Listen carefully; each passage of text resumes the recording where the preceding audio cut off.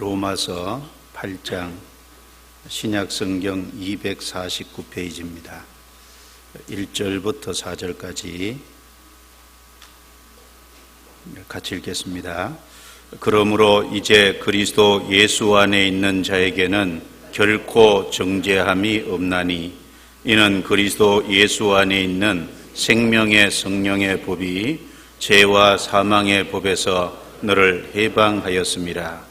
율법이 육신으로 말미암아 연약하여 할 수 없는 그것을 하나님은 하시나니 곧 죄를 인하여 자기 아들을 죄 있는 육신의 모양으로 보내어 육신의 죄를 정하사 육신을 좇지 않고 그 영을 좇아 행하는 우리에게 율법의 요구를 이루어지게 하려 하심이니라. 로마서 8장 2절에 생명의 성령의 법이라는 말씀이 나옵니다. 오늘은 생명의 성령의 법이라는 제목으로 성경을 좀 참고하도록 하겠습니다. 2절에 보시면 그리스도 예수 안에 있는 생명의 성령의 법이 죄와 사망의 법에서 너를 해방하였음이라.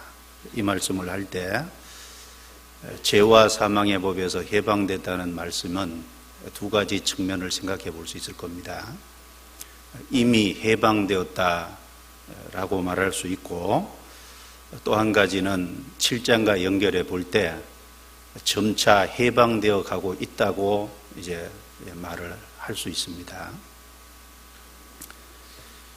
그리고 여기 4절에 보면은 율법의 요구를 이루어지게 하려 하심이니라. 그래서 생명의 성령의 법이 죄와 사망의 법에서 해방했다. 이 말씀의 뜻이 뭔지 좀 생각해 보고, 그리고 율법의 요구를 이루어지게 하려 하심이라 그랬는데 연결해서 좀 같이 생각을 해보도록 하겠습니다. 먼저 2절을 보시면은 생명의 성령의 법을 얘기할 때 죄와 사망의 법에서 너를 해방하였습니다. 죄와 사망의 법과 대조되는 생명의 성령의 법을 말씀을 하고 있습니다. 생명의 성령의 법은 죄와 사망의 법과 대조를 이룬다는 겁니다. 여기 생명의 성령의 법은 그리스도 예수 안에 있다고 말하고 있습니다. 그리스도 예수 안에 있는 생명의 성령의 법. 구원받은 사람은 그리스도 예수 안에 있는 사람이죠. 구원받지 않은 사람은 그리스도 예수 안에 있는 사람이 아닙니다. 그런 의미에서 구원받지 않은 모든 사람은 생명의 성령의 법 안에 있는 것이 아니라 사실 죄와 사망의 법 아래 있습니다. 그리고 우리도 구원받기 전에는 죄와 사망의 법 아래 있었습니다. 모든 사람은 이 땅에 태어날 때 아담 안에서 죄와 사망의 법 아래서 사실 태어났습니다. 그래서 로마서 5장 12절 말씀에 이러므로 한 사람으로 말미암아 죄가 세상에 들어오고 죄로 말미암아 사망이 왔나니 이와 같이 모든 사람이 죄를 지었으므로 사망이 모든 사람에게 이르렀느니라. 그 말씀 중에 한 사람은 아담을 말하고, 그리고 한 사람으로 말미암아 죄가 세상에 들어왔다는 것은 아담이 불순종함으로 죄가 세상에 들어왔다는 말씀입니다. 그리고 아담이 불순종한 결과는 이제 사망이 왔다고 했는데, 그 사망이라는 것은 물론 단순히 육체적인 죽음만을 말하는 것이 아닙니다. 하나님과의 영적인 관계가 끊어진 걸 말하죠. 그래서 그 영혼이 죽은 것을 말하고, 동시에 둘째 사망 지옥까지 가게 된 것을 말합니다. 그래서 죄가 들어오고 죄로 말미암아 사망이 왔습니다. 그리고 결국은 모든 사람은 아담의 타락된 기질을 물려받아서 이 땅에 태어났기 때문에 이와 같이 모든 사람이 죄를 지었으므로 결국 모든 사람이 죄 가운데 살아가게 되고, 결국은 모든 사람이 그 죄로 말미암아 사망에 이르렀다. 그래서 인간은 아담 안에서 결국 모든 사람이 죄와 사망의 법이라고 하는 그 속에 처하게 된 겁니다. 결국 죄로 말미암아 하나님과의 관계가 끊어지고 결국은 영원히 심판받을 수밖에 없게 된 겁니다. 그래서 로마서 6장 23절에 죄의 삭선 사망이요, 죄로 말미암아 결국은 영원한 심판까지 받게 됐습니다. 그걸 가르쳐서 죄와 사망의 법이라고 얘기를 여기 말씀을 하고 있습니다. 그러면은 사람이 언제 그리스도 예수 안에 있는 생명의 성령의 법 안으로 들어오게 될까요? 모든 사람은 아담 안에서 다 죄와 사망의 법 아래서 태어났고, 모든 사람은 죄와 사망의 법 아래서 결국은 살아가는데, 언제 그리스도 예수 안에 있는 생명의 성령의 법 안으로 들어오냐는 겁니다. 그것은 구원받을 때 생명의 성령의 법 안으로 들어오는 거잖아요. 구원받을 때 그렇게 됩니다.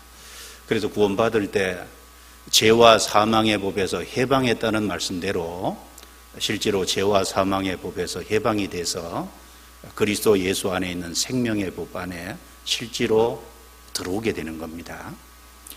로마서 8장 3절 그 옆에 말씀을 제가 읽겠습니다.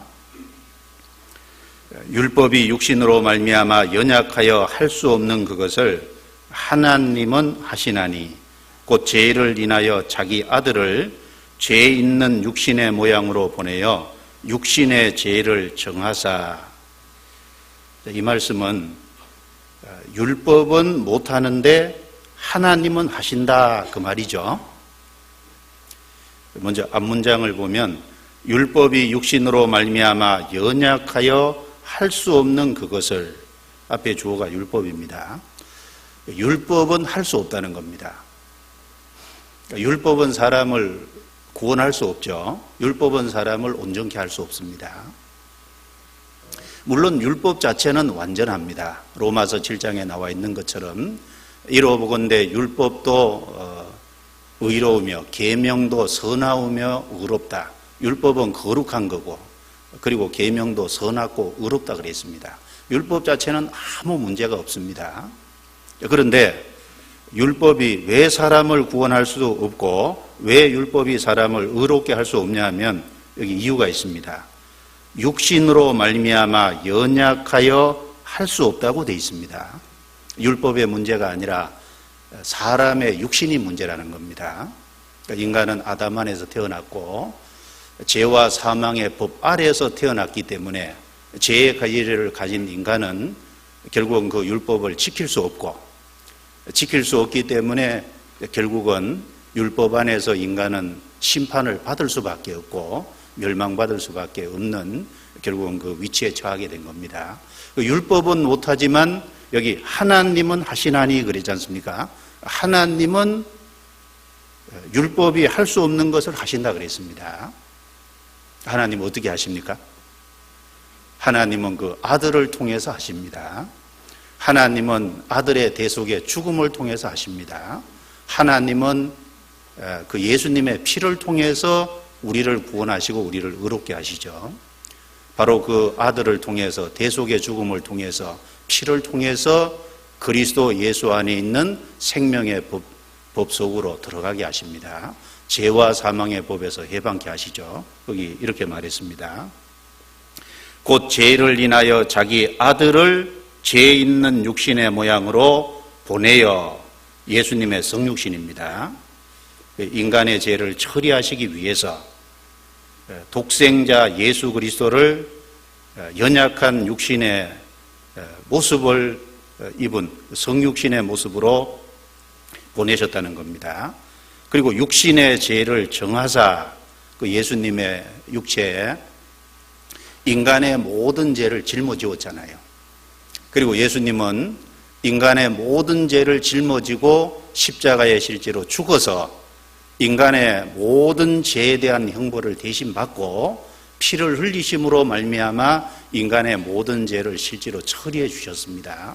그래서 그 예수님을 통해서 우리를 죄와 사망의 법이라고 하는 죄 때문에 죽을 수밖에 없고 죄 때문에 지옥 갈 수밖에 없는 그 위치에서 우리를 해방시켜 주신 겁니다. 그래서 한 사람이 예수님께서 피로 죄를 사해 주신 사실을 믿을 때 실제로 죄와 사망에서 해방되어 그리스도 예수 안에 있는 생명의 성령의 법 안으로 실제로 옮겨집니다.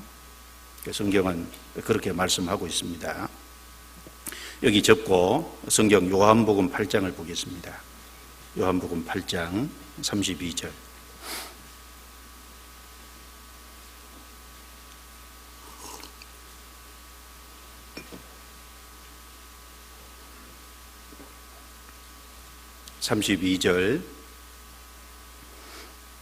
부터 36절까지입니다. 같이 읽겠습니다.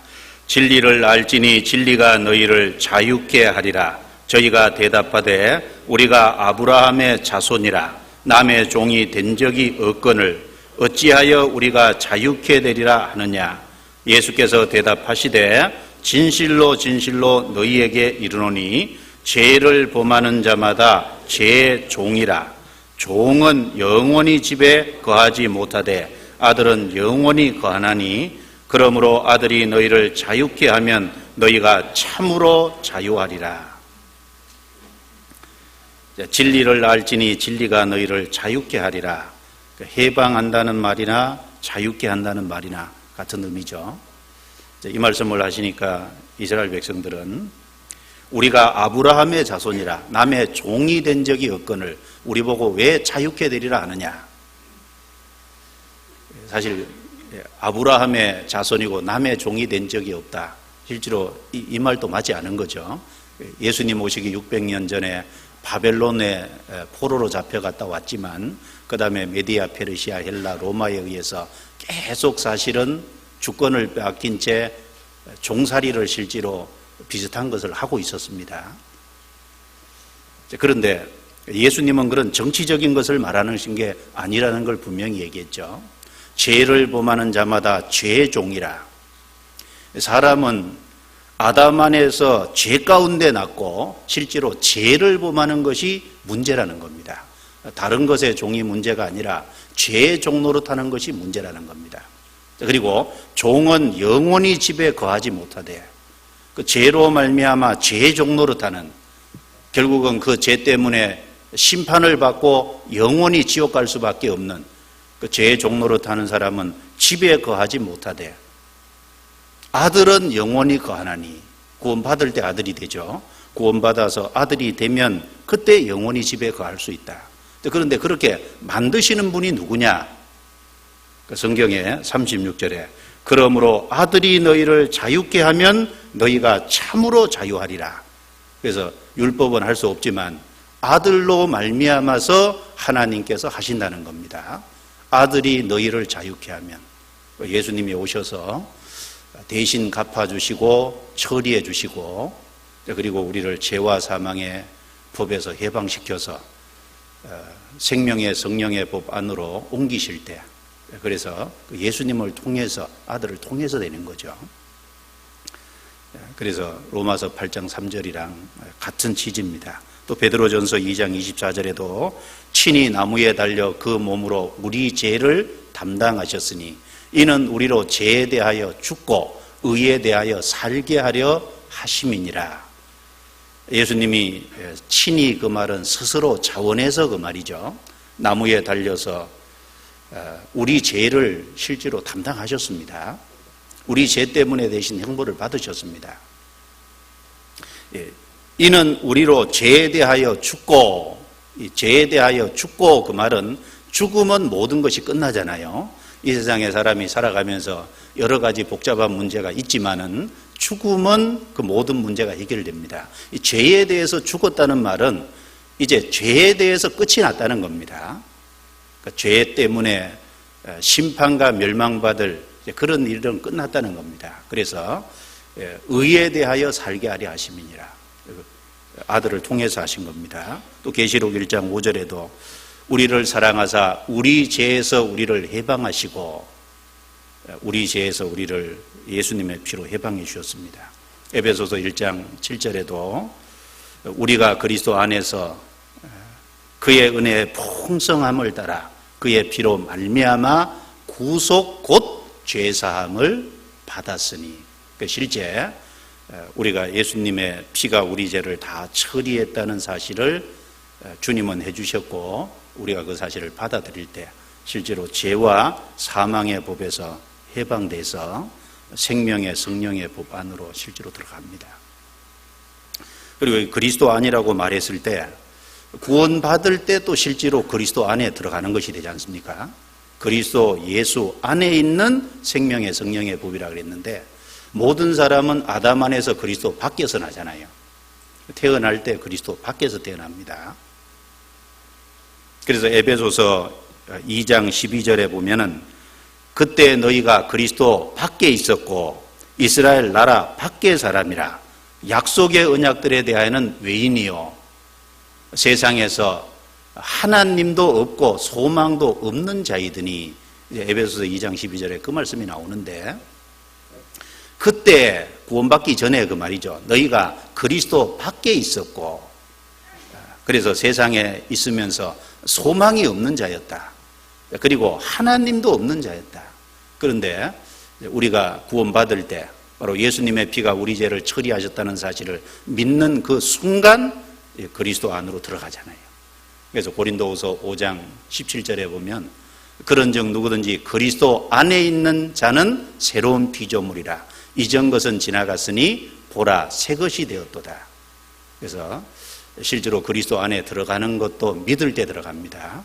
구원받을 때 그리스도 밖에 있다가 그리스도 안으로 실제로 들어가는 거잖아요. 그리고 생명의 성령의 법이라고 했을 때 구원받을 때 실제로 또 생명을 얻지 않습니까? 구원받을 때 영원한 생명을 얻는 겁니다. 성경 요한복음 6장을 찾겠습니다. 요한복음 6장.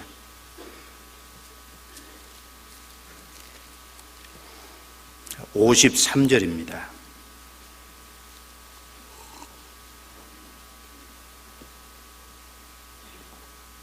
6장 53절부터 55절까지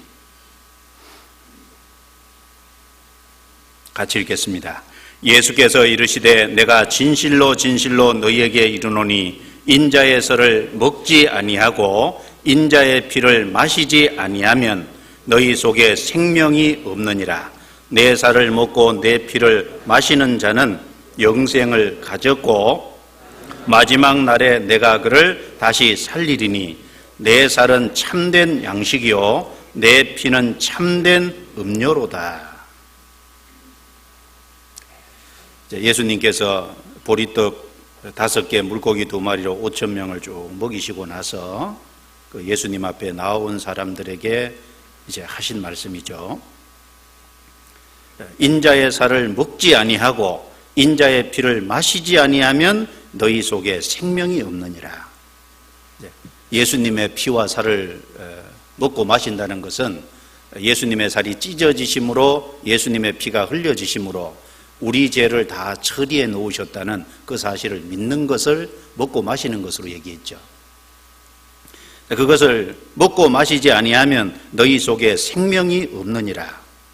내 살을 먹고 내 피를 마시는 자는 영생을 가졌고, 바로 예수님의 살과 예수님의 피를 먹고 마시는 자는 영생을 가졌다고 했습니다. 그리스도 예수 안에 있는 생명의 성령의 법이라고 했을 때 그리스도 예수께서 이루신 사실을 통해서 우리에게 생명을 주신다는 말씀입니다. 그래서 실제로 구원받을 때 우리가 하나님의 생명과 연결되고, 그래서 우리가 영원한 생명을 실제로 얻은 겁니다. 그래서 내 살은 참된 양식이요 내 피는 참된 음료로다. 요한복음 20장 31절 말씀에도 이 요한복음을 기록한 목적을 말씀하고 있잖아요. 오직 이것을 기록하면 예수께서 하나님의 아들 그리스도이심을 너희로 믿게 하려 하며 또 너희로 믿고 생명을 얻게 하려 하심이니라. 물론 거기 말하는 생명도 영생, 영원한 생명을 말하는 겁니다. 그래서 실제로 우리가 믿을 때 하나님의 생명과 연결되고 영생을 얻습니다.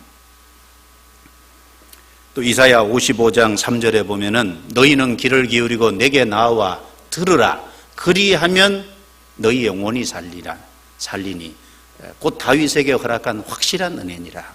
그래서 우리가 말씀을 듣고 믿을 때 우리의 영혼이 살아난다는 건 하나님의 생명과 연결된다는 거죠. 하나님과 올바른 관계를 맺게 됩니다. 그래서 에베소서 2장 1절에도 너희 허물과 죄로 죽었던 너희를 살리셨도다. 그래서 믿을 때 실제로 살아납니다. 생명을 얻죠. 또 하나님의 사랑이 생명이라고 할 수 있잖아요. 하나님은 사랑이시라. 하나님은 사랑이 많다도 아니고 사랑 자체다. 이 사랑은 생명의 근원입니다. 로마서 5장 5절에 소망이 부끄럽게 아니하면 우리에게 주신 성령으로 말미암아 하나님의 사랑이 우리 마음에 부음받음이니. 그래서 실제로 구원받을 때 우리가 확실하게 믿을 때 동시에 하나님의 생명이 주어집니다. 그와 동시에 구원받을 적에 또 성령이 주어지잖아요. 그래서 그리스도 예수 안에 있는 생명의 성령의 법, 믿을 때 또 성령이 주어집니다. 사도행전 2장 38절에 베드로가 그 오순절 성령이 강림하실 때 기회를 얻어서 쭉 말씀을 전한 그 내용이 있죠. 각국에서 모인 그 유대인들을 앞에 두고 쭉 말씀을 전할 때 사도행전 2장 38절에 너희가 회개하여 각각 예수 그리스도의 이름으로 세례를 받고 죄사함을 얻으라. 그리하면 성령을 선물로 받으리니. 그래서 죄사함을 확실하게 받을 때 성령께서 또한 우리 속에 오십니다.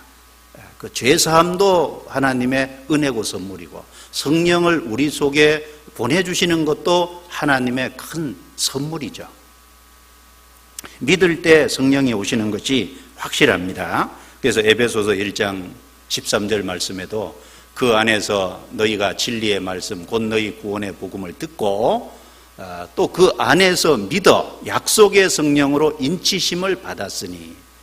에베소서 1장 13절 말씀에도 듣고 믿을 때 약속의 성령으로 인을 치셨다. 바로 성령이 우리 속에 들어오셔서 하나님의 소유가 됐다는 증거로서 인을 치셨다. 인은 도장이죠. 성령께서 들어오셨다는 게 하나님의 소유라는 그 바로 증거라는 겁니다. 또 갈라디아서 3장 2절에 보면 너희가 성령을 받은 것이 율법의 행위로냐 듣고 믿음으로냐. 또 5절에도 보면은 너희에게 성령을 주시고 너희 가운데서 일을 행하시는 그것이 율법의 행위로냐 듣고 믿음으로냐. 갈라디아서 3장 6절에 뭐라 그랬습니까? 아브라함이 하나님을 믿음에 이것을 그에게 의로 정하셨다 함과 같으니라. 그렇죠. 갈라디아서 3장 2절과 5절에는 질문을 하고 그 다음에 갈라디아서 3장 6절에서는 아브라함이 하나님을 믿을 때 의로 정하셨다. 그리고 믿을 때 성령이 오셨다는 것을 또 재차 강조합니다. 예수님께서도 이 땅에 계실 때 요한복음 7장 37절 이후 말씀해 보면 명절 끝날고 큰 날에 예수께서 서서 외쳐 가라사대 누구든지 목마르거든 내게로 와서 마시라. 나를 믿는 자는 성경에 이른과 같이 그 배에서 생수의 강이 흘러나리라 하시니 이는 믿는 자에 받을 성령을 가르쳐 말씀하신 것이냐. 마치 구약 성경에 이스라엘 백성들이 광야에서 반석을 쳤을 때 거기서 물이 나왔잖아요. 그 반석은 예수 그리스도고 반석을 치는 것은 그 예수 그리스도께서 십자가에서 하나님의 심판을 우리 대신 받는 것을 말합니다. 그래서 그로 말미암아 이스라엘 백성들에게 물이 풍족히 주어졌던 그 성경과 같이 이제 예수 그리스도께서 이루신 사실을 믿을 때 그 믿는 자에 받을 성령, 믿는 사람에게도 성령이 오신다 그랬습니다.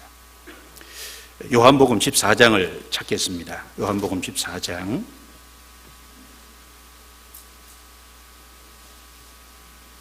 16절입니다.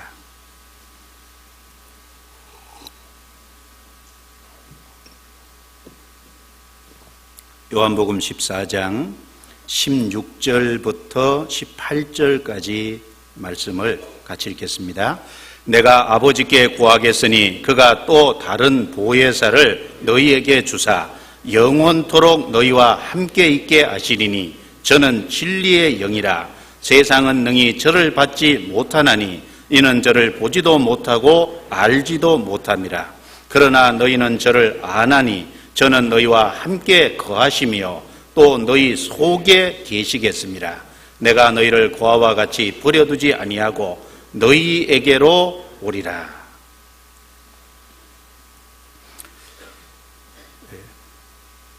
내가 아버지께 구하겠으니 그가 또 다른 보혜사를 너희에게 주사.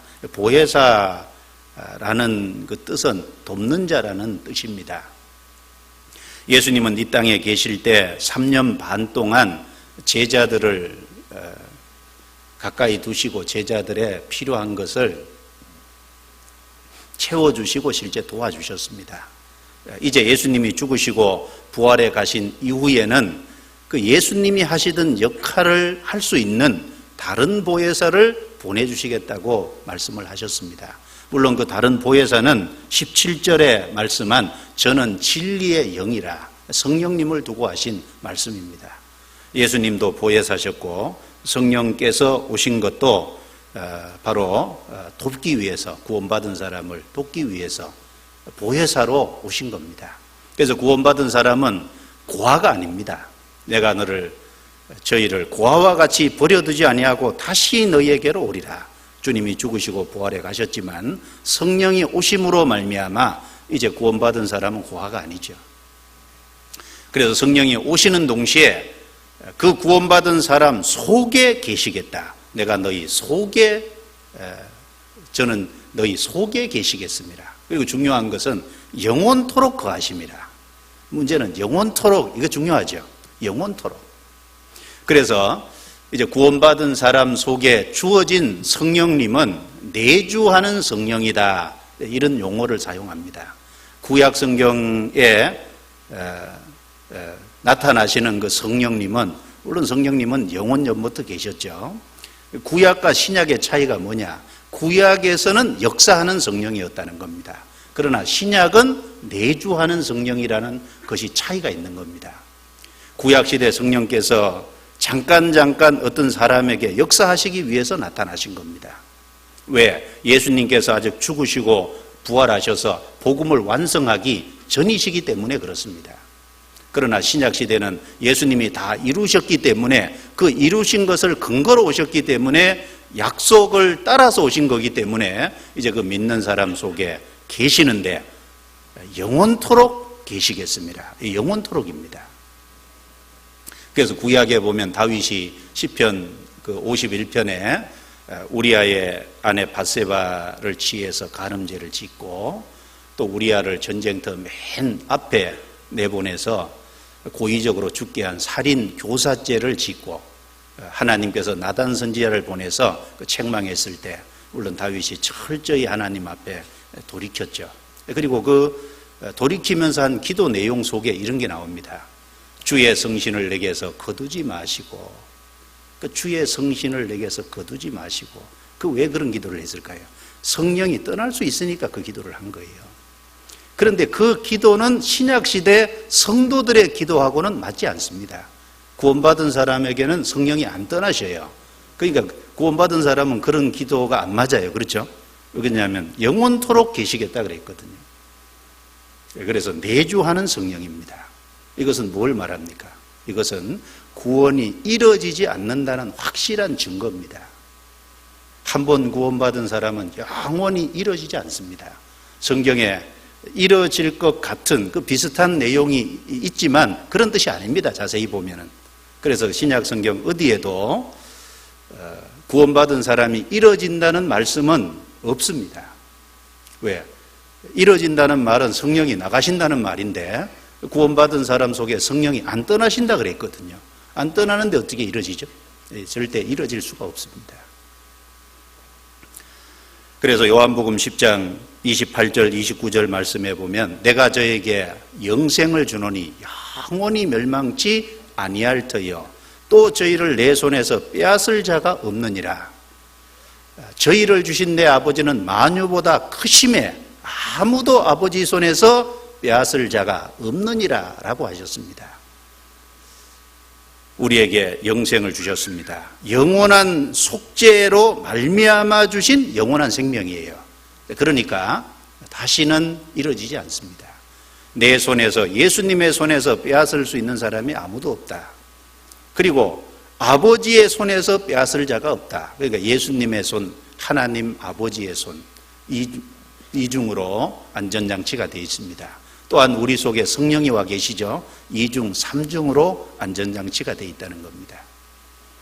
그래서 성령께서 우리 속에 오신 것은 보증으로 와 계십니다. 보증. 무슨 보증일까요?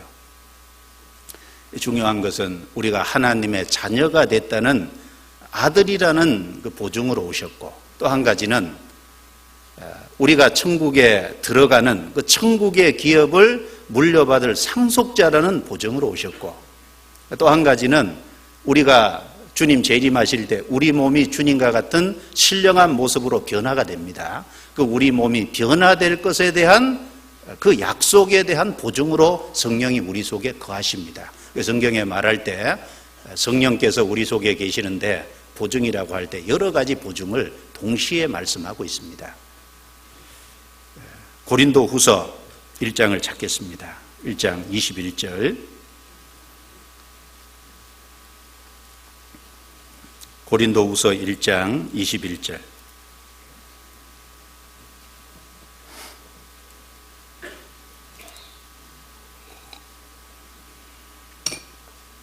(21절) (22절) 같이 읽겠습니다. 우리를 너희와 함께 그리스도 안에서 경고케 하시고 우리에게 기름을 부으신 이는 하나님이시니 저가 또한 우리에게 인치시고 보증으로 성령을 우리 마음에 주셨느니라. 우리에게 기름을 부으신 이는 하나님이시니, 마치 구약 성경에 왕을 세울 때, 선지자를 세울 때, 제사장을 세울 때 기름을 부어서 세우는 것은 그 기름은 성령의 그림자잖아요. 하나님이 어떤 사람을 택할 때. 마찬가지로 하나님이 예수님의 피를 우리가 확실하게 믿고 예수님의 피가 내 죄를 처리했다는 걸 확실하게 믿을 때 성령이 오신 것을 가리켜서 기름을 부은 것이라고 여기 말씀을 하신 겁니다. 그리고 제차 22절에 저가 또한 우리에게 인치시고, 성령이 오셔서 하나님의 소유가 됐다는 인을 치시고 보증으로 성령을 우리 마음에 주셨느니라. 여기 보증으로 성령께서 계시다 그랬어요. 무슨 보증입니까? 여기서 말하는 보증은 아들이라는 보증을 말하는 겁니다. 그리고 에베소서 1장 13절 14절에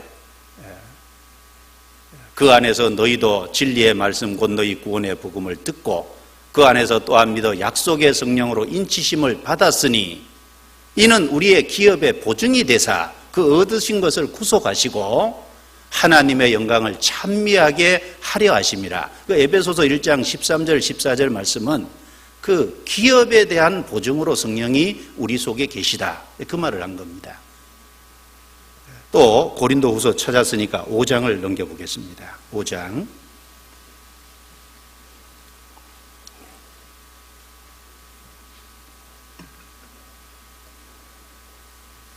5장 1절부터 5절까지 같이 읽겠습니다. 만일 땅에 있는 우리의 장막집이 무너지면 하나님께서 지으신 집 곧 손으로 지은 것이 아니요 하늘에 있는 영원한 집이 우리에게 있는 줄 아나니 가연 우리가 여기 있어 탄식하며 하늘로부터 오는 우리 처소로 더디기를 간절히 사모하노니 이렇게 입음은 벗은 자들로 발견되지 않으려 함이라. 이 장막에 있는 우리가 짐진 것 같이 탄식하는 것은 벗고자 함이 아니요 오직 더디고자 함이니 죽을 것이 생명에게 삼킨 바 되게 하려 함이라.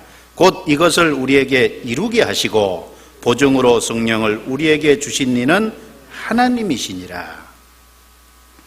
여기 땅에 있는 우리의 장막접은 우리의 육체를 가리키고 하늘에 있는 영원한 집, 이것은 천국을 말하는 것이 아니라 하나님이 우리를 위해서 준비하신, 주님이 재림하실 때 우리 몸을 신령하게 변화시킬 그 부활의 몸을 가리켜서 여기 집이라 그랬습니다.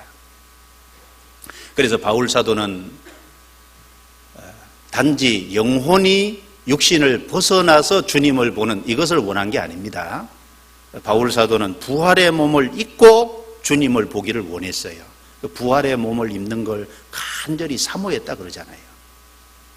그래서 2절에 보면 하늘로부터 오는 우리 처소로 덧입기를 간절히 사모하노니, 하늘로부터 오는 우리 처소가 뭐예요? 주님께서 우리를 위해서 준비해 놓으시는 그 부활의 몸입니다. 이제 주님이 재림하실 때 우리는 확실히 주님이 먼저 부활하셨던 것처럼 우리도 부활의 몸을 입게 될 겁니다. 그것에 대한 보증으로 성령을 우리에게 주신 이는 하나님이시니라. 하나님의 자녀라는 보증으로 계시고, 그래서 천국의 상속자가 된 천국의 기업을 확실히 물려받을 그 후사라는 보증으로 계시고, 부활의 몸을 덧입을 보증으로 계십니다. 자, 그 말은 보증으로 계신다는 그것이 반드시 주어진다 그 말이죠. 예, 우리에게는 천국이 확실히 주어집니다. 그리고 동시에 부활의 몸이 확실히 주어집니다. 부활의 몸을 입고 부활의 세계에서 주님과 영원히 함께할 겁니다. 로마서 8장을 다시 넘기겠습니다. 본문을.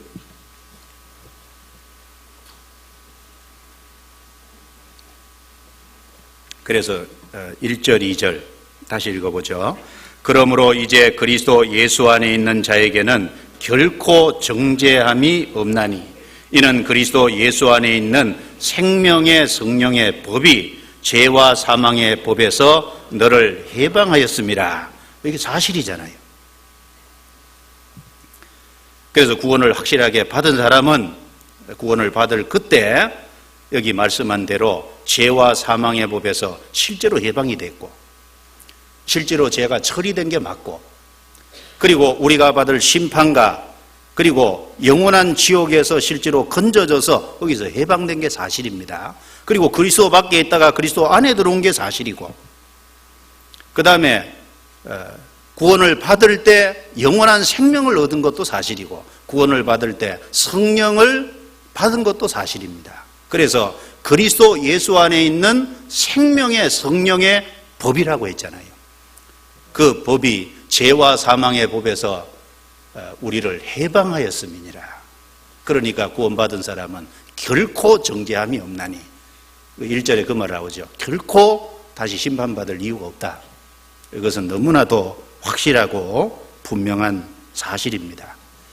자, 그리고 이제 구원을 확실하게 받은 사람은 그리스도 예수 안에 있는 생명의 성령의 법 안에 들어온 사람이잖아요. 그러면은 실제적으로 생명의 성령의 법의 다스림을 받아야 될 거 아니에요. 그 생명의 성령의 법 안에 실제로 들어왔다면 또 실제로 생명의 성령의 법의 다스림도 받게 될 겁니다. 생명의 성령의 법 안에 들어왔는데, 그래서 죄와 사망의 법에서 해방됐는데 살아가는 삶 속에서 생명의 성령의 법에 다스림은 안 받는다. 그건 좀 이상하죠?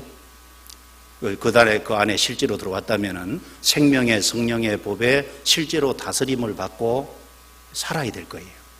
그 다스림 받습니다.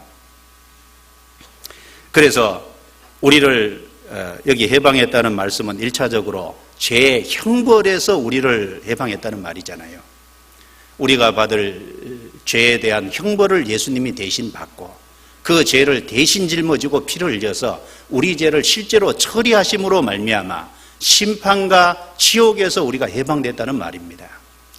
자, 이제 그렇게 확실하게 구원을 받은 사람은 이제 죄의 권세에서도 하나님이 우리를 해방해 가십니다. 구원은 받았지만 아직 우리는 이 세상에 살고 있죠. 이 세상에 산다는 것은 아직 우리는 연약한 육신을 입고 있습니다. 죄의 기질을 가진 육신을 입고 있습니다.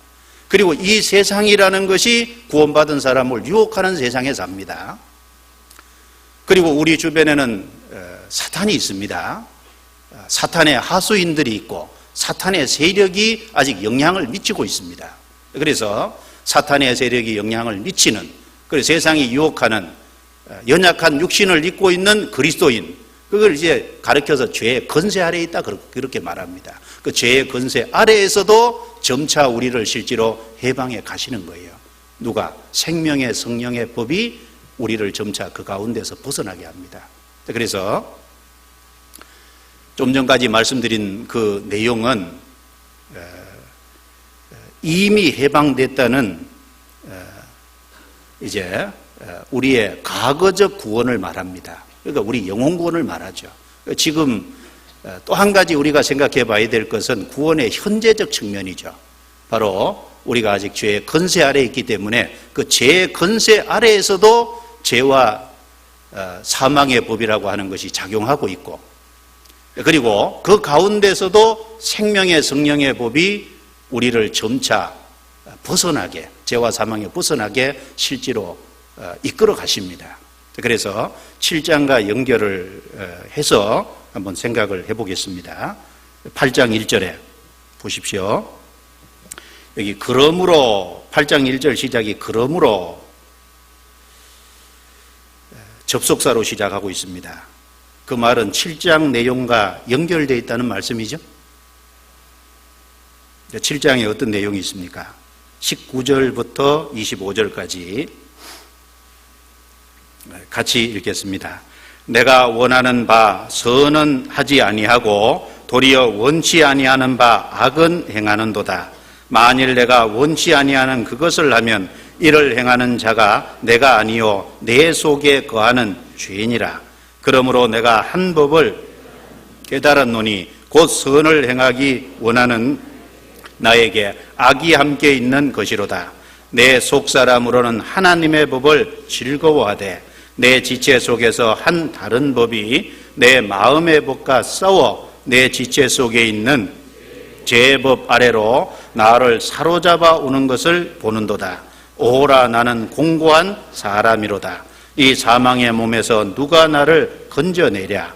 우리 주 예수 그리스도로 말미암아 하나님께 감사하리로다. 그런즉 내 자신이 마음으로는 하나님의 법을 육신으로는 죄의 법을 섬기노라. 이것은 바울 사도의 경험에서 나온 이제 말입니다. 그리고 바울 사도의 실제 간증이기도 합니다. 이 로마서를 기록한 분은 바울 사도잖아요. 성령의 인도하심을 받아서 이 로마서를 쭉 기록하셨습니다. 18절에 내 속 곧 내 육신에, 19절에 내가 원하는 바 선은 하지 아니하고, 20절에 내가 원치 아니하는 그것을 하면, 여기 내가 반복됩니다. 여기 내가 누굽니까? 바울 사도 1차적으로는 자신을 가리킵니다.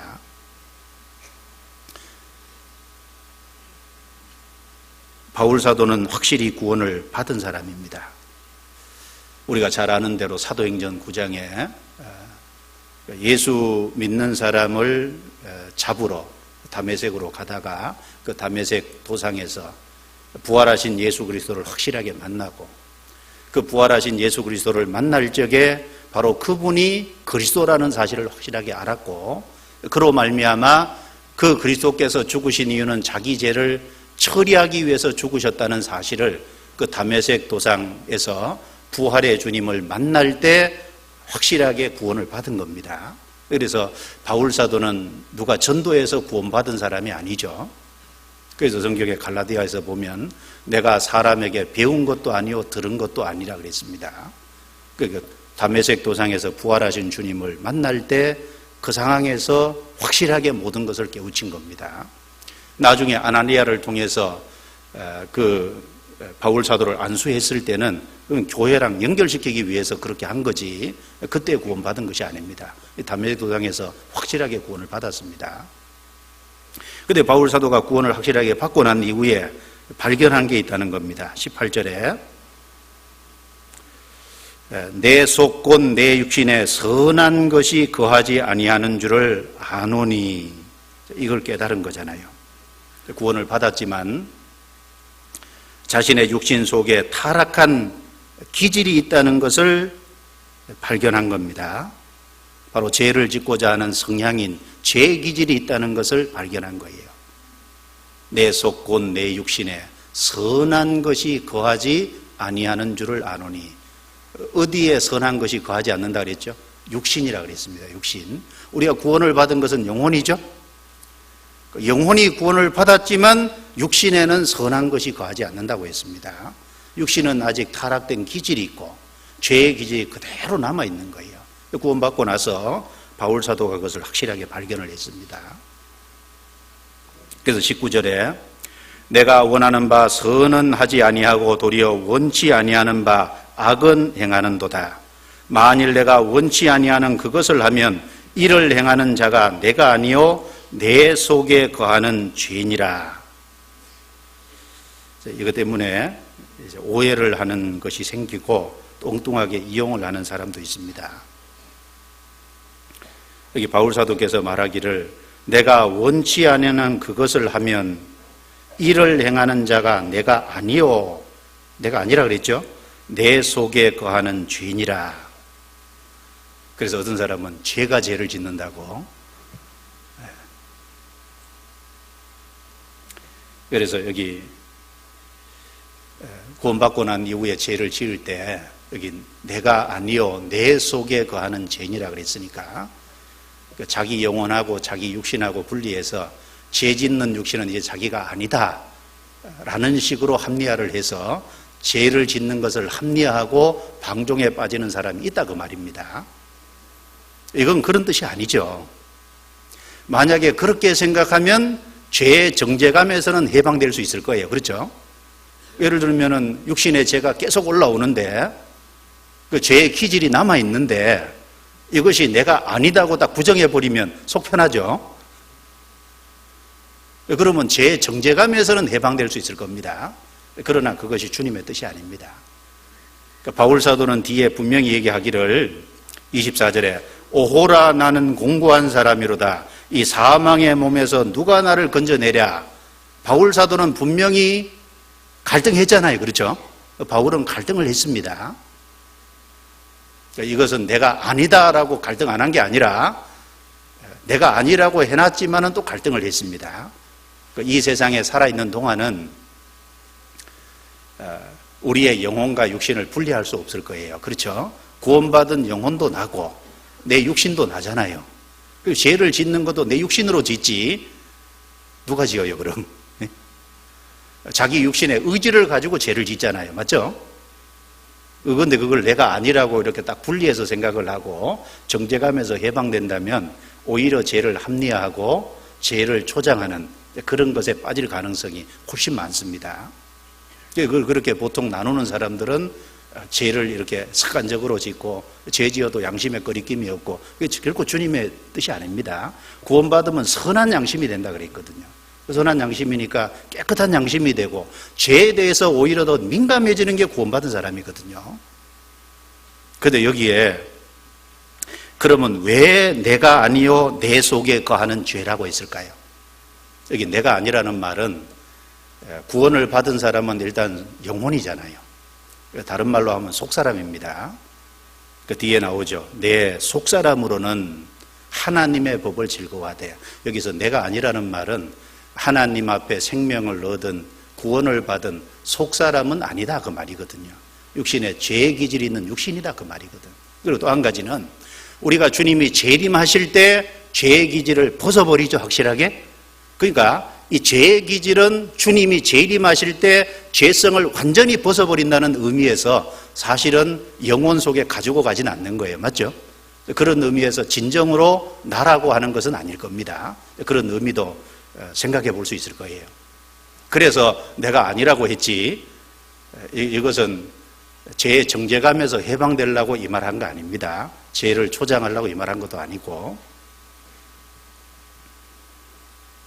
자, 그래서 21절에 보겠습니다. 21절부터 23절입니다. 그러므로 내가 한 법을 깨달았노니 곧 선을 행하기 원하는 나에게 악이 함께 있는 것이로다. 내 속사람으로는 하나님의 법을 즐거워하되 내 지체 속에서 한 다른 법이 내 마음의 법과 싸워 내 지체 속에 있는 죄의 법 아래로 나를 사로잡아 오는 것을 보는도다. 그래서 바울은 선을 행하기 원하는 자기에게 악도 함께 있다는 것을 발견을 했습니다. 구원받은 사람은 정말 주님의 뜻을 따라서 살고 선을 행하기를 원하잖아요. 선이 뭡니까? 단지 도덕적으로 선한 것을 선이라고 하는 것보다 주님을 따라서 살고자 하는 그런 마음이 있다 그 말이에요. 그런데 악도 함께 있는 거예요. 동시에 악도 있습니다. 타락된 기질도 함께 있는 거예요. 그래서 21절, 22절, 23절에 보면은 바울 사도가 속사람과 겉사람, 하나님의 뜻을 따라 살고자 하는 속사람과 죄로 자기를 끌어가고자 하는 겉사람과 이 갈등이 있고 싸움이 있다는 것을 여기 말했잖아요.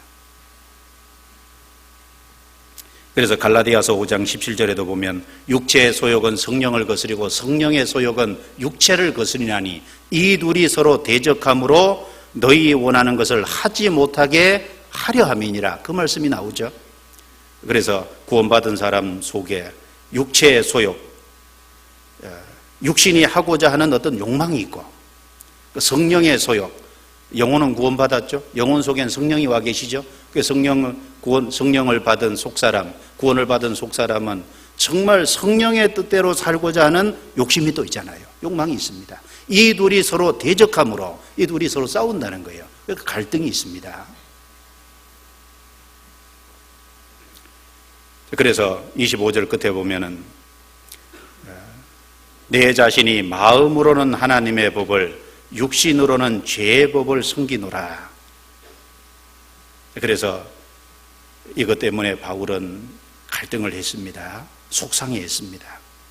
그리고 안타까워하고 그리고 마음 저 밑바닥에서 탄식이 올라왔습니다. 24절에 같이 읽어보죠. 오호라 나는 공고한 사람이로다. 이 사망의 몸에서 누가 나를 건져내랴. 참 탄식이잖아요. 오호라 나는 공고한 사람이로다. 이 사망의 몸에서 누가 나를 건져내랴. 이거 어떻게 하면 해결되겠냐?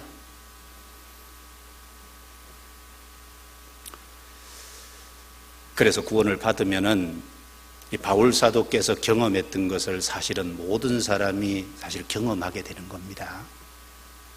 처음에는 구원을 받아서 그 구원을 받은 기쁨 때문에 처음에는 그런 걸 잘 모를 수도 있어요.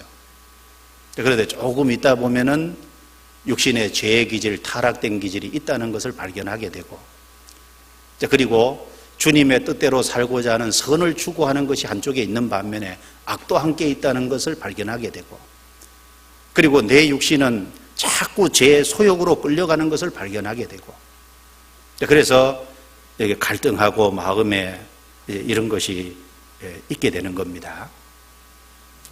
처음에는 천사가 된 줄 알았는데 조금 지나면서 이것 때문에 올라오는 이것 때문에 이제 이 기질이 있다는 걸 잘 모르면요, 기질이 있다는 걸 잘 모르면 이것 때문에 내가 진짜 구원받았나 이제 그렇게 갈등하는 수도 있고 그렇죠. 저는 처음에 구원받고요, 구원받은 그 기쁨이 있었는데 처음에는 천사 된 줄 알았거든요. 그런데 조금 있다 보니까 죄의 기질이 있잖아요. 이거 누가 처음에 가르쳐 주지 않아가지고 이게 죄의 기질이 자꾸 올라오니까 내가 구원 안 받은 거 아닌가?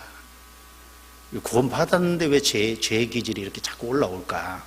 그것 때문에 갈등도 꽤 했던 적이 있습니다. 그런데 나중에 성경을 이렇게 쭉 배우는 가운데서 성경에 하나님이 우리 영혼이 구원받은 거지 육신 속의 죄의 기질은 그냥 남겨놓았다는 성경 구절들을 쭉 대하게 되면서 이것이 그런 것이 크게 이제 문제되지 않는, 나중에 이제 점차 정리가 돼가는 그런 것이 있었는데요. 구원받은 사람은 확실히 죄의 기질이 남아 있습니다. 구원받아서도 남아 있잖아요.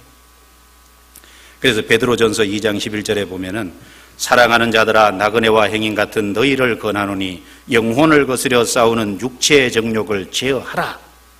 영혼을 거스려 싸우는 육체의 정욕 있다 그랬잖아요. 없으면은 제어하라는 말이 필요 없죠. 그리고 베드로전서 3장 21절에도 보면은 물은 예수 그리스도로 말미암아 이제 너희를 구원하는 편이 곧 세례라.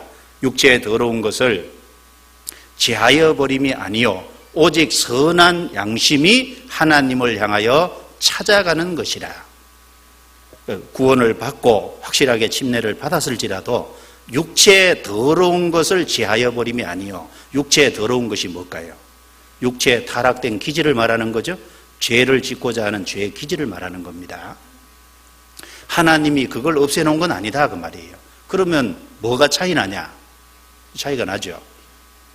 구원을 받아 성령이 우리 속에 오심으로 말미암아 우리가 하나님의 자녀가 되고, 그래서 우리는 하나님을 아버지라 부를 수 있게 됐고 하나님을 섬겨가는 것이 있고, 그리고 성령께서 우리 속에 오셨기 때문에 구원받으면 어떤 가치관이 바뀌고, 그리고 구원받기 전에는 양심이 타락되어 있었는데 구원받으면 선한 양심이 하나님을 향해 찾아가는 것이라는 말씀대로 양심이 깨끗해지죠. 착한 양심이 됩니다. 선한 양심이 돼요. 다른 말로 죄에 대해서 아주 민감하게 됩니다. 그래서 어떤 경우에는 오해하면요, 구원받고 난 이후에 내가 더 타락된 거 아닌가 그 생각도 할 수 있어요. 왜 그러냐면 구원받기 전에는 죄를 죄로 인식 안 했거든요. 근데 구원받을 때 빛이 딱 들어왔잖아요. 빛이 들어옴으로 인해서 죄를 죄로 이제 인식하기 시작한 거잖아요. 그러니까 죄를 죄로 인식하기 시작된 거였는데 옛날에 무감각했다가 죄를 죄로 인식하니까 잘못 생각하면 내가 옛날보다 더 타락된 게 아닌가 그렇게 오해할 수도 있다고요. 민감한 사람은 그럴 수도 있습니다. 제가 시골에서 자랄 때 저희 집은 창문이 하나도 없었어요. 시골 집이 부엌으로 나가는, 주방으로 나가는 문하고 그 다음에 바깥 마당으로 나가는 문 하나가 있었습니다. 아침에 밥 먹을 적에는 바깥 문, 마당으로 나가는 문을 열죠. 어머니께서 주방에서 음식을 해서 방에 들러주면은 그 바깥 문으로 해서 햇빛이 쫙 들어오잖아요. 근데 마침 밥상을 딱 놓으면 그 위치가 거기거든요. 그래서 햇빛이 쫙 들어오니까 먼지가 굉장히 많잖아요. 아침 청소도 했는데. 그래서 먼지가 많으니까 돌려놓고 음식을 먹죠.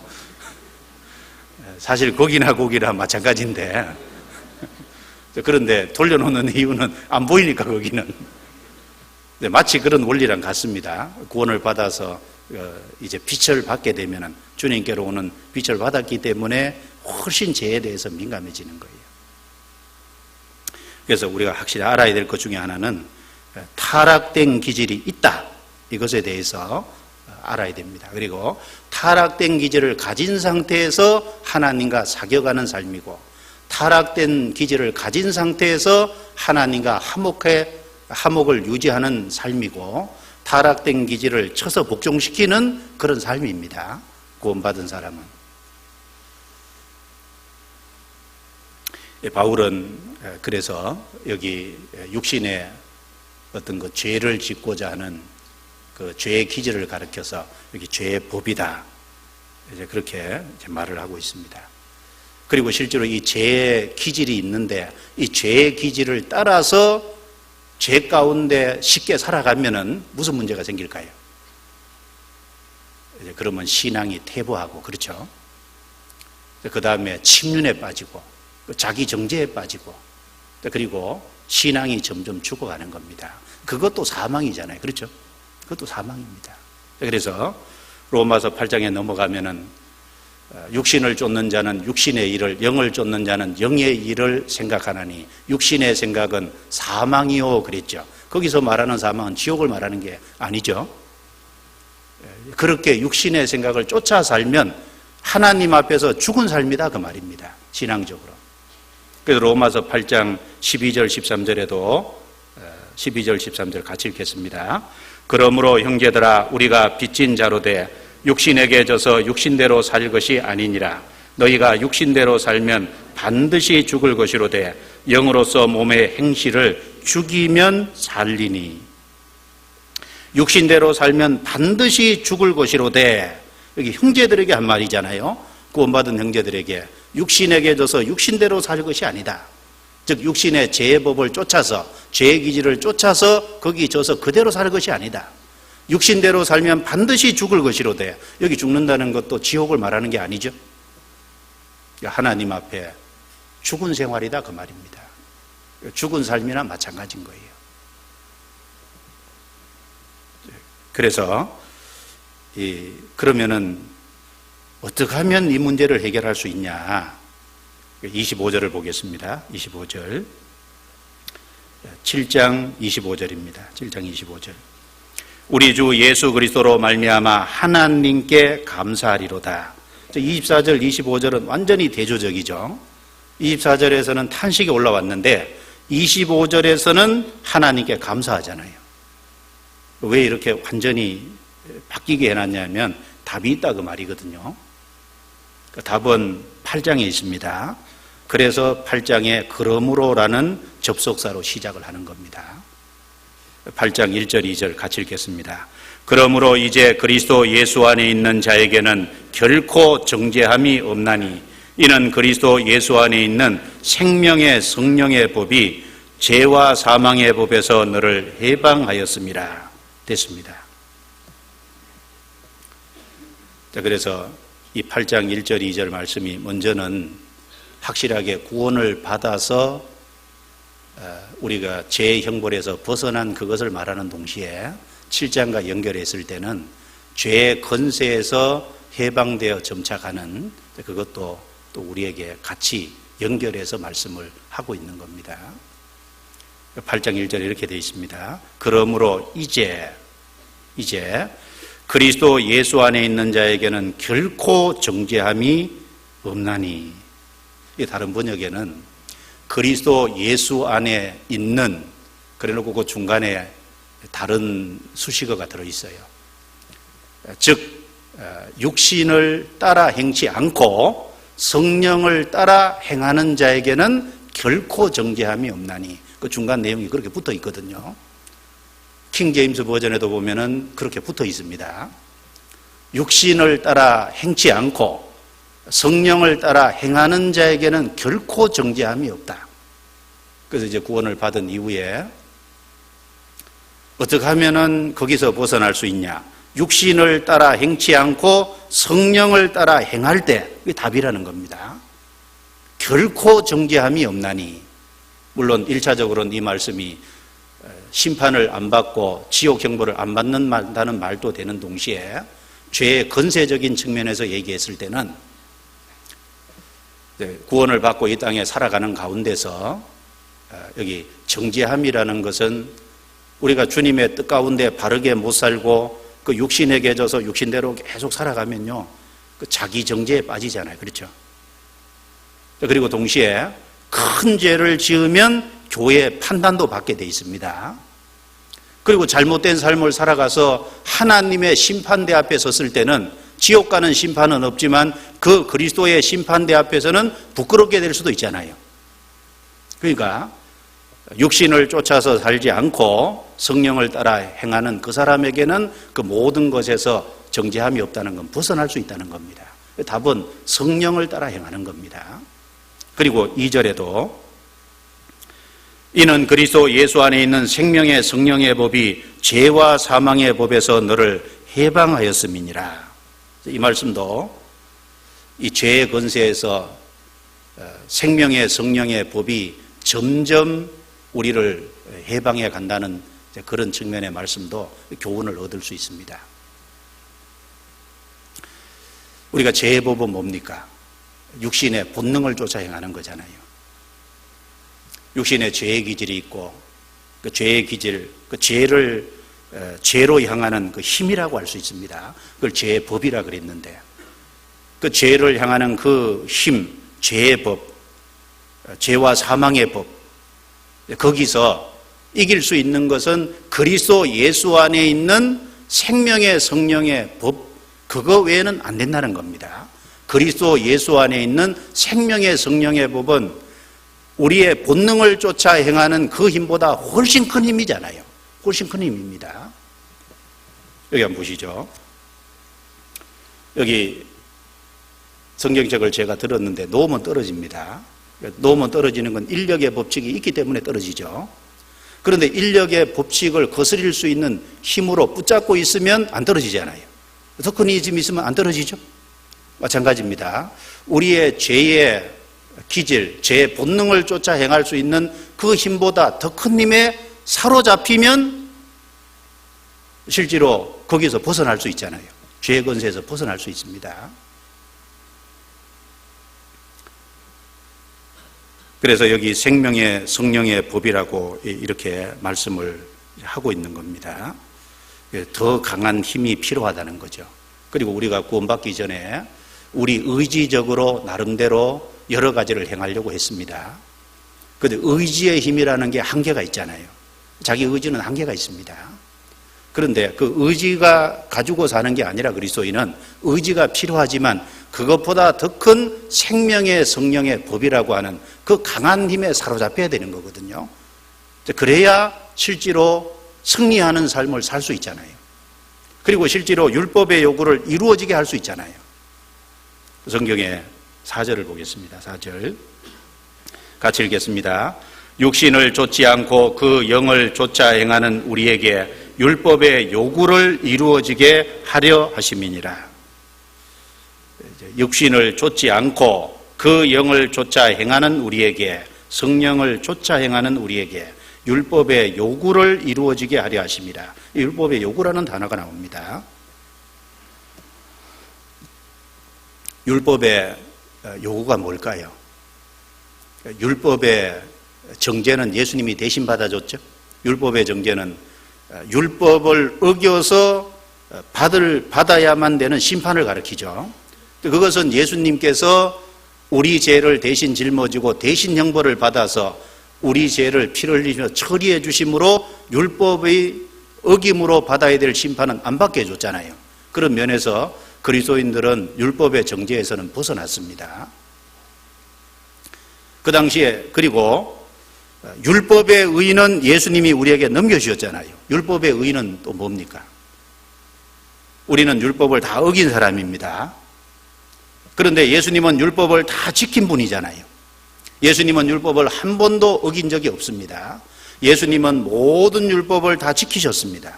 그래서 죽으시고 부활하셔서 그 예수님이 율법을 다 지킨 그 의는 구원받은 사람에게 넘겨주셨잖아요.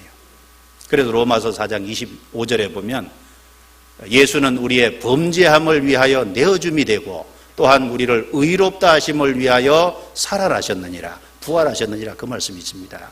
그래서 우리는 율법의 정죄에서는 벗어나게 됐고 예수님이 율법의 의는 넘겨주셨기 때문에 죄가 처리된 동시에 하나님은 우리를 의롭다고 선언하시잖아요. 그래서 우리가 죄가 처리돼서 천국 가는 동시에 의롭다함을 받아서 천국 가는 거잖아요. 맞죠? 그런데 율법의 요구는 뭘까요? 율법의 요구는 사랑을 말합니다. 율법을 두 가지로 딱 나누면 하나님을 사랑하라 하나는, 그리고 하나는 내 이웃을 내 몸과 같이 사랑하라는 말입니다. 1번부터 4번까지를 합치면 너는 마음을 다하고 뜻을 다하고 성품을 다하고 목숨을 다하여 주 너의 하나님을 사랑하라. 이것이 크고 첫째 되는 계명이라고 그랬죠. 그 둘째는 그와 같으니 내 이웃을 내 몸과 같이 사랑하라. 그 율법 전체가 사랑을 요구하는 거고, 그리고 나누면 하나님을 향한 사랑, 이웃을 향한 사랑을 얘기하는 겁니다. 이제 그 율법의 요구인 사랑은 이제 구원받은 이후에 그리스도인의 삶 속에서 주님이 이루어져 가기를 원하시는 거거든요. 그래서 우리가 믿음으로 출발해서 사랑으로 완성되잖아요. 우리가 구원받는 건 믿음으로 구원받습니다. 그리고 이제 그리스도인의 삶 속에서는 점점 이제 사랑이 완성돼 가기를 원하잖아요. 그래서 베드로후서 1장 5절부터 7절 말씀에 보면 그러므로 너희가 더욱 힘써 너희 믿음의 덕의 절제를, 절제의 지식을, 지식의 인내를, 인내의 경건을, 경건의 형제 우애를, 형제 우애의 사랑을 공급하라. 제일 기초는 믿음이라고 돼 있고 제일 끝에는 사랑이라고 돼 있잖아요. 그래서 믿음으로 구원받고 이제 구원받은 이후에 그 율법의 요구인 사랑이 그리스도인의 실제 생활 속에서 이루어져 가기를 원하십니다. 로마서 13장 8절부터 10절에도 이런 말씀이 나오죠. 피차 사랑의 빚 외에는 아무에게든지 아무 빚도 지지 말라. 남을 사랑하는 자는 율법을 다 이루었느니라. 간음하지 말라, 살인하지 말라, 도적질하지 말라, 탐내지 말라. 그 외에 다른 계명이 있을지라도 내 이웃을 내 몸과 같이 사랑하라 하는 그 안에 다 들었느니라.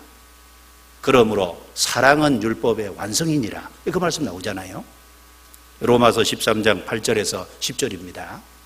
사랑은 율법의 완성이라 그랬습니다. 결국은 율법이 원하는 것이 사랑이잖아요. 예수님께서도 요한복음 13장에 제자들에게 말씀하시기를 내가 너희를 사랑한 것 같이 너희도 서로 사랑하라고 하셨습니다. 그렇죠? 너희도 서로 사랑하라. 그래서 하나님께 대한 사랑, 구원받은 사람을 향한 사랑, 그리고 구원받지 못한 사람을 향한 사랑, 그런 사랑이 어떻게 나타납니까? 하나님을 향한 사랑은 하나님의 말씀에 순종하는 것으로 나타나고, 그리고 구원받은 사람을 향한 옆으로의 사랑은 구원받은 사람을 용서하고 구원받은 사람을 향해서 오래 참고 구원받은 사람을 도와주고 섬기는 것을 통해서 나타나잖아요. 그리고 구원받지 못한 사람을 사랑하는 것은 어떻게 나타납니까? 그 영혼을 하나님 품으로 인도하는, 그 영혼이 구원받도록 이끄는, 그걸 통해서 사랑이 나타나잖아요.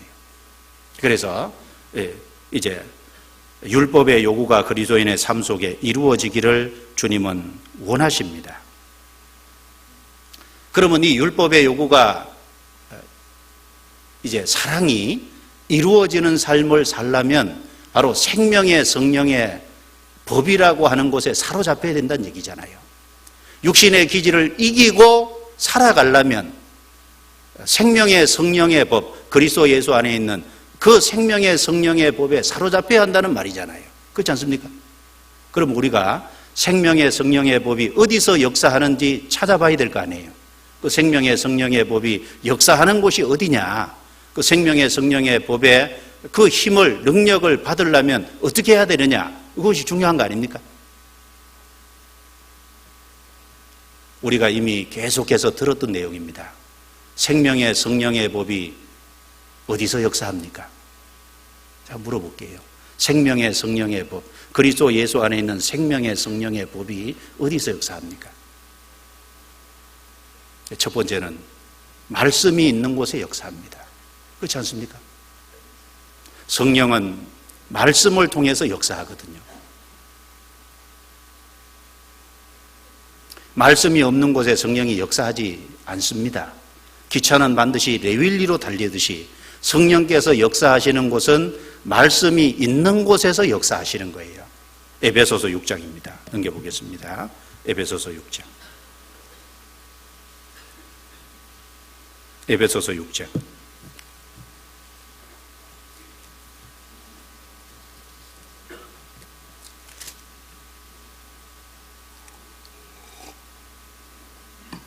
에베소서 6장 17절입니다.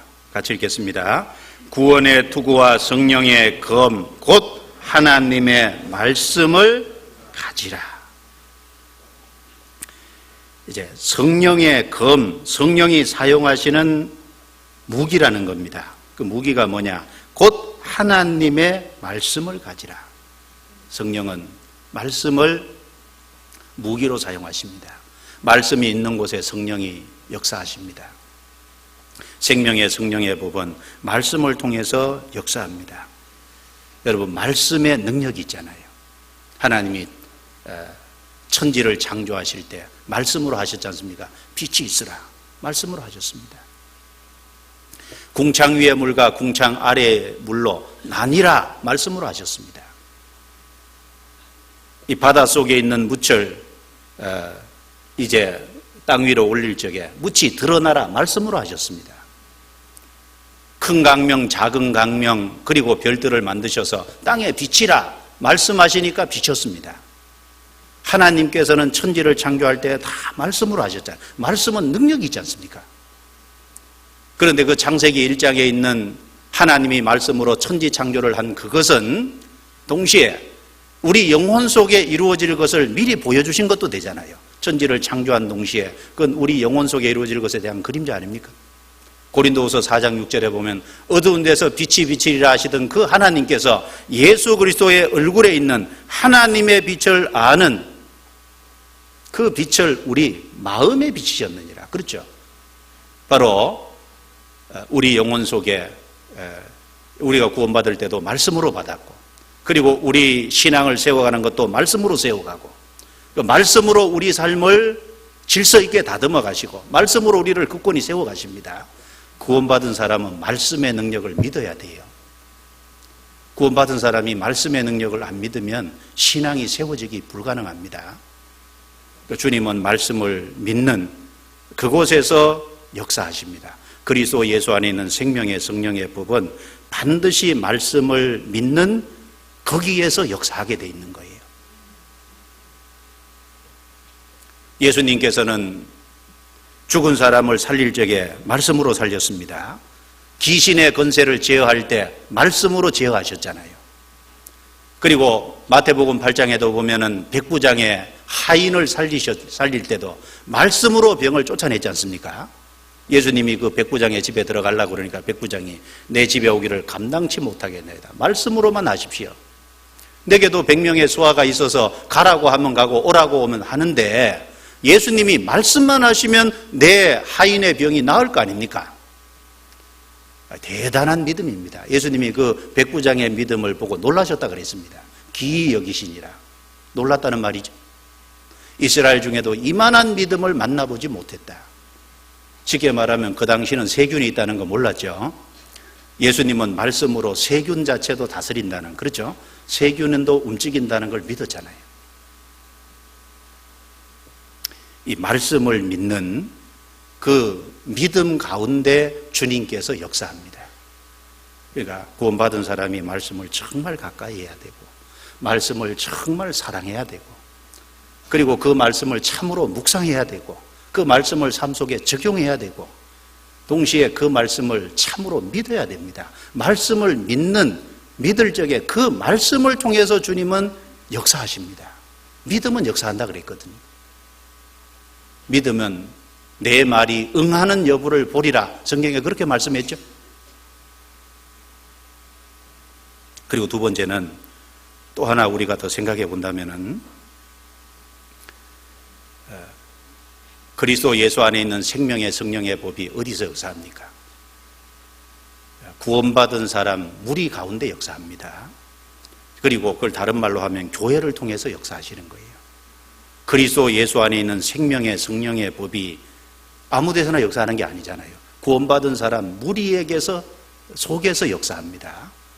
교회에서 역사하시는 거예요. 그러니까 주님은 자신의 머리를 어디다 뒀다고 되어 있습니까? 구원받은 사람 무리가 몸을 이루는 거기다가 자신의 머리를 두셨다고 하셨잖아요. 머리 두셨다는 건 거기에 능력을 나타내시고 거기서 역사하시겠다는 의미죠. 성경에 에베소서 찾았으니까 1장 보겠습니다. 1장 22절 23절입니다.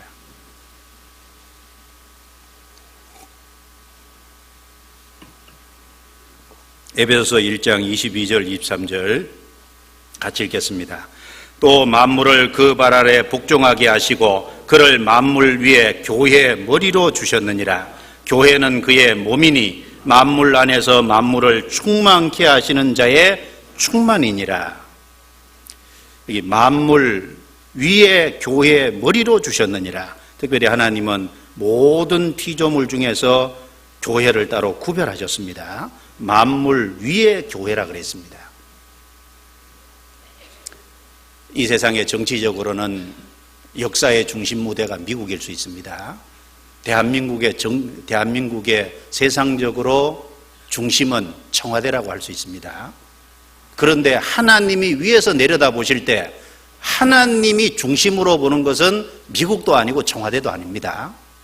하나님이 중심으로 보는 것은 구원받은 사람 무리가 역사의 중심 무대인 거예요.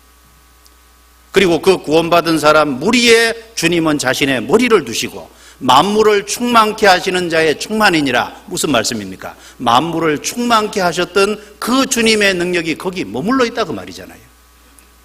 그리스도 예수 안에 있는 생명의 성령의 법은 구원받은 사람 무리 속에 있습니다. 요한복음 10장 16절에 뭐라고 말씀하셨습니까? 한 무리가 되어 한 목자에게 있으리라. 예수님은 무리로 이끄십니다. 개인을 이끄신다는 것보다 한 무리가 되어 한 목자에게 있으리라. 주님은 목자시고, 그리고 주님은 양떼를 이끌어 가실 때 무리를 통해서 이끌어 가십니다. 그 무리 가운데 그리스도 예수 안에 있는 생명의 성령의 법, 그 안에 능력이 작용하고 있는 거예요. 그건 틀림없습니다. 그럼 어떻게 해야 될까요? 구원을 확실히 받고 난 다음에 어떻게 하면 죄의 기질을 이기고 살까?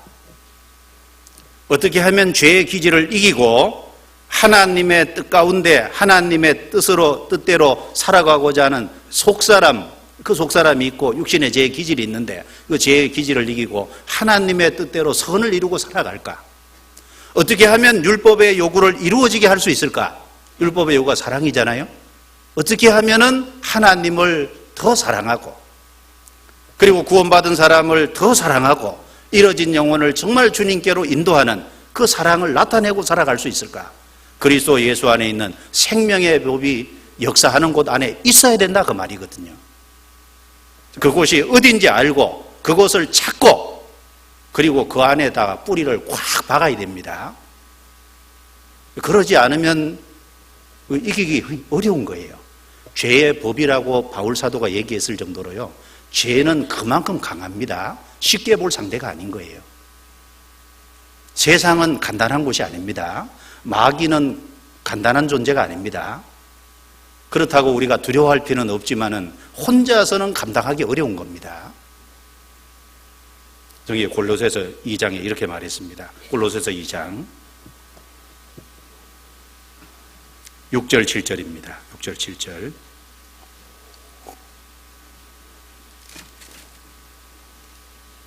이 장 6절 7절 같이 읽겠습니다. 그러므로 너희가 그리스도 예수를 주로 받았으니 그 안에서 행하되 그 안에 뿌리를 박으며 세움을 입어 교훈을 받은 대로 믿음에 굳게 서서 감사함을 넘치게 하라. 이 순서가 있죠. 먼저는 그리스도 예수를 주로 받았으니, 이것은 이미 이루어져 있는 일이어야 됩니다. 우리가 예수님을 구세주로 받은 동시에 예수님을 또한 주로도 받았습니다. 구세주로 받는 동시에 주로 받은 거예요. 예수님을 내 구세주로 받아들였다는 건 동시에 예수님이 나의 주가 되신 겁니다. 구원받을 때 그렇게 된 거죠. 그 다음에 두 번째는 그 안에서 행하되, 그 안에 뭐라 그랬습니까? 뿌리를 박으며, 뿌리를 박고 그 다음에 세움을 입는 거예요. 제가 하나 여쭤볼게요. 씨를 뿌리면 씨가 싹이 먼저 날까요? 뿌리가 먼저 나올까요? 각자 대답을 한번 마음속에 해보십시오. 뿌리예요? 싹이에요?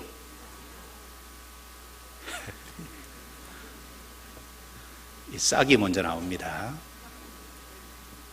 싹이 나온다는 것은 생명의 시작을 말하는 거예요. 그렇죠? 지난번에 우리 주일날 배웠죠? 마가복음 4장의 첫째는 싹이요, 그 다음에는 이삭이요, 그 다음에 이삭의 충실한 곡식이라고 그랬죠. 그 첫 번째는 싹이요, 생명의 시작이잖아요. 쉽게 말하면 구원입니다. 우리 속에 하나님의 말씀이 심기면 그 말씀을 믿음으로 말미암아 우리가 구원을 받습니다. 그 다음에 두 번째 할 일이가, 싹이 났으면 그냥 자라는 게 아니에요. 반드시 뿌리를 내려야 되거든요. 두 번째 할 일은 뿌리 내리는 겁니다.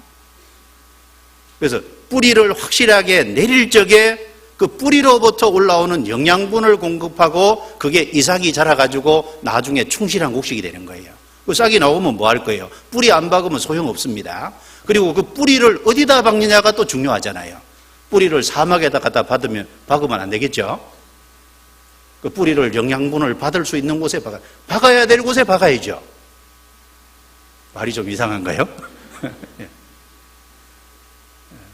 그렇죠. 뿌리를 정상적으로 영양분을 공급받을 수 있는 데다가 꽉 박아야 됩니다. 여기 성경에 뿌리 박으라 그랬잖아요. 그래야 세움을 입을 수 있습니다. 그 다음에는 믿음 가운데 행할 수 있잖아요. 그렇죠?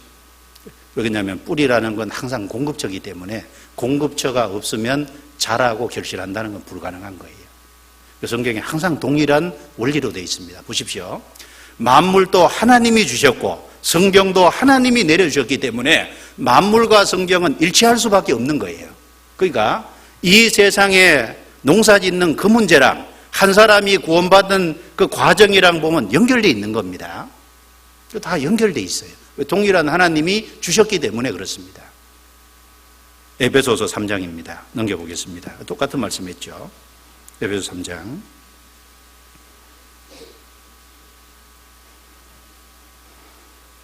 에베소서 3장 18절, 19절, 17절부터 19절까지 같이 읽겠습니다. 믿음으로 말미암아 그리스도께서 너희 마음에 계시게 하옵시고 너희가 사랑 가운데서 뿌리가 박히고 터가 굳어져서 능히 모든 성도와 함께 지식에 넘치는 그리스도의 사랑을 알아 그 넓이와 길이와 높이와 깊이가 어떠함을 깨달아 하나님의 모든 충만하신 것으로 너희에게 충만하게 하시기를 구하노라. 여기도 보시면은 너희가 사랑 가운데서 뿌리가 박히고, 먼저 구원을 확실하게 받은 사람은 그 마음속에 주님이 계시죠. 그리고 그렇다면은 두 번째는 사랑 가운데서 뿌리가 박히고, 이게 두 번째거든요. 그럼 제가 물을게요. 사랑 가운데가 어딜까요? 예수님께서 내가 너희를 사랑한 것 같이 서로 사랑하라 그랬죠? 요한일서 4장에 어느 때나 하나님을 본 사람이 없으되 하나님의 진짜 모습을 본 사람은 없지만 너희가 서로 사랑하면 하나님이 너희 가운데 거하시고 구원받은 사람 물이 그 속에 계신다는 말이에요. 구원받은 사람이 서로 사랑할 때 주님은 거기서 역사하시거든요. 그 사랑 가운데서 뿌리가 박힌다. 그 말은 구원받은 사람 무리 속에 뿌리 박아라 그 말이죠. 그리고 박을 뿐 아니라 터가 굳어져서 그랬죠. 아주 단단하게 박혀야 됩니다. 그리고 다시는 안 뽑혀야 돼요. 맞죠? 터가 딱 굳어지면 안 뽑히잖아요.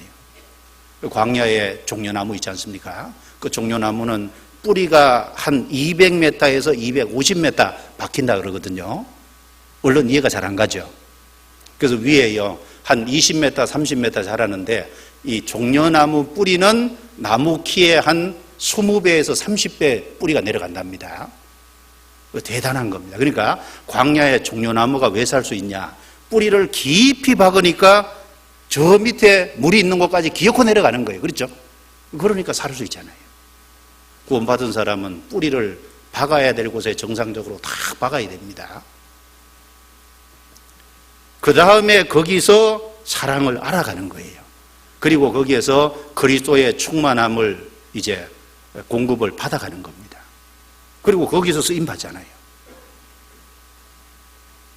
성경에 항상 동일한 원리입니다. 유다서 1장에 보면은 거짓 선지자는 어떻게 했냐면 뿌리가 뽑혀 열매 없는 가을나무라 그랬잖아요. 뿌리가 딱 뽑혀 있으니까 열매가 안 맺히죠. 그렇죠? 구원받은 사람도요, 확실히 구원을 받았으면 뿌리를 박아야 됩니다. 그래야 자기의 죄의 기질을 이길 힘을 받을 수 있고, 그리고 율법의 요구인 사랑을 정말 나타내고 살 수 있습니다. 그리고 로마서 8장 그 뒤에 나머지 성경 구절은요, 그 뒤에 쭉 읽어보면 로마서 8장이 하나님은 그 그리스도 예수 안에 있는 생명의 성령의 법, 그 안에서 이제 자기 육신을 죽이고 살아가도록 도와주시고, 그리고 그 안에서 하나님과 이제 구원받은 사람은 하나님의 자녀가 되어 있잖아요. 하나님을 아버지라 부르고 아버지라 부르지느니라. 하나님과의 사귐이 있게 만들고, 그리고 성령은 그 안에서 훗날 예수님이 재림하심으로 말미암아 그 사람의 육신도 변화시켜가고, 그리고 우리가 부족하고 아직 실수하는 것이 꽤 있습니다. 그러면 그 안에서 주님께서 탄식하시고 우리를 도와주시고, 우리가 연약하니까 우리를 위해서 기도해 주신다고 돼 있고, 그리고 그 안에 있을 적에 주님이 영원한 내세에 영광받기 위해서 고난도 허락하신다고 돼 있고, 그리고 그 안에 있을 적에 하나님이 우리에게 생기는 모든 삶의 갖가지 어려움조차도 하나님의 선을 이루기 위해서 결국은 하나님이 이루어 가신다고 돼 있잖아요. 다 조합해가지고 결국은 하나님의 선을 이루어 갑니다. 그 안에서 또 하나님의 형상을 본받게 해간다 그랬습니다. 왜요? 영화 가운데 참여하기 위해서. 그리고 그 안에서 신앙생활에 필요한 모든 것도 내려준다고 성경에 돼 있고, 그리고 그 안에서 여러 가지 어려움이 있지만 다 이기게 한다고 돼 있고, 그 안에서 주님께서는 보호와 사랑을 베푼다고 돼 있잖아요. 그 나머지 내용이 로마서 8장 그 내용이거든요. 그러니까 그리스도 예수 안에 있는 생명의 성령의 법이 있잖아요. 그 생명의 성령의 법이 역사하는 곳이 어디냐? 크게 이제 두 가지 말씀 안에서. 그 한 가지는 정말 그리스도인들의 무리 안에, 거기에 딱 박을 적에, 그리고 그리스도인들은 그 모든 것을 이기고 살아갈 겁니다. 처음에는 좀 엎치락뒤치락 하는 것이 있겠지만 신앙이 자라가면서요, 그런 것들을 능히 이기고 이제 주님이 원하시는 뜻대로 살아갈 수 있거든요. 그런데 그런 것이 아니면은 할 수 없는 거예요. 그래서 그리스도 예수 안에 있는 생명의 성령의 법이 죄와 사망의 법에서 너를 해방하였음이니라. 이 말씀 하나가 간단한 것 같지만은 우리에게 실제로 이루어진 측면도 있고 또 실제 이루어져가는 측면도 있잖아요. 그래서 그리스도 예수 안에 있는 생명의 법이 역사하는 곳이 어딘지 그것을 우리가 잘 기억하고 이제 그 속에 이렇게 뿌리를 막 박는 것이 중요합니다.